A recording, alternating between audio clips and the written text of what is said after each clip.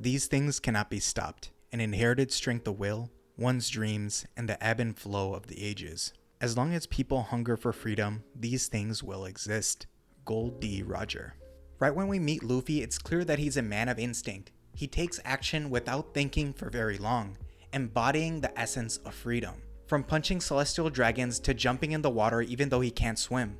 The funniest example has to be in Alabasta, where they're resting and Terracotta brings them a bunch of fruit. She's like, oh, that should hold you over till dinner.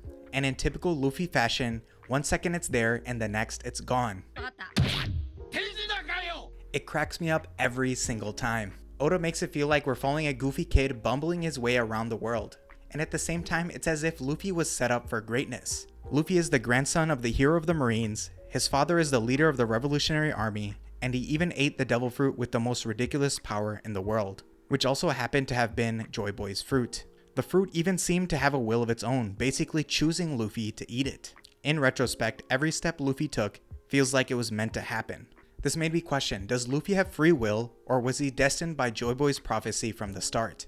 Often destiny and free will are seen as two separate forces. In reality, they are intertwined in shaping one's path.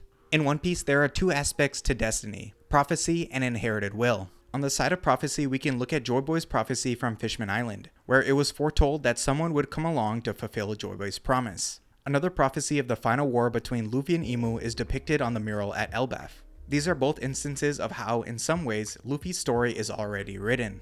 Almost as if no matter what Luffy chooses, at some point that's where he will end up. However, this changes almost nothing. It's like the title of the story, One Piece. From the start, we can predict that Luffy will end up finding the One Piece and becoming Pirate King. Yet we continue to follow the story because it's not really about the ending. It's about the journey that led there.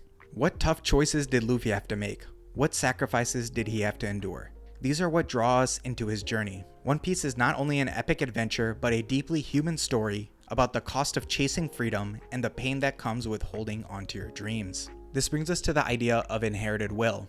As Dr. Hiruluk proclaimed in The Face of Death, when do you think a person dies? A man dies when people forget him. In One Piece, dreams don't die with death. They're passed on, burned into the hearts and minds of the people left behind. This becomes painfully real for Luffy after the death of his brother Ace.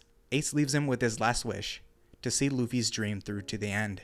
The weight of Ace's death puts a massive burden on Luffy, to the point where he can't continue his journey. He's faced with the truth of the world, that he has to get stronger not just to achieve his dream, but to bring his friends and the people he loves along with him. Ace's death didn't end his story. It transformed his will into the fuel for Luffy's internal fire to burn even brighter. Inherited will isn't about legacy or some mystical prophecy. It's about the living choices people make. Roger's will became Ace's and Ace's became Luffy's. The chain keeps growing not because fate demands it, but because each person decides to carry it forward in their own way. Like Luffy, regardless of whether there is a destiny, you have to pursue your goal without worrying about the outcome. Chase after what you love, even if it means falling down and getting back up over and over. Ultimately, reaching your dreams is determined by what you do now. Detach yourself from the outcome and pursue your goals with pure joy. That's what it means to be free. Therefore, Luffy being Nika doesn't change who he was, it reveals who he's always been. Every time he liberated someone, from Nami and Arlong Park to the people of Wano,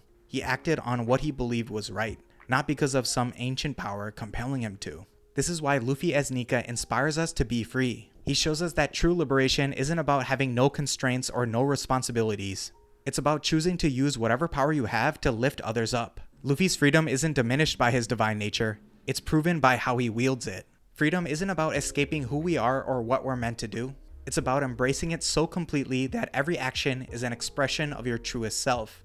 The freest person is the one who chooses to become exactly what they were always meant to be. That's all I got. Like and subscribe for more, and I'm out. Deuces.